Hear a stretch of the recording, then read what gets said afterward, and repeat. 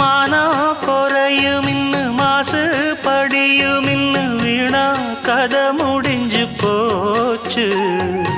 ஈசான மூலையில லேசான பள்ளி சத்தம் மாமன் பேர சொல்லி பேசுது.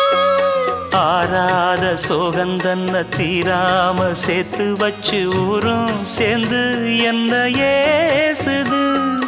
மாமா மாமா உன்னத்தானே எண்ணி நானும் நாளும் தவித்தேனே.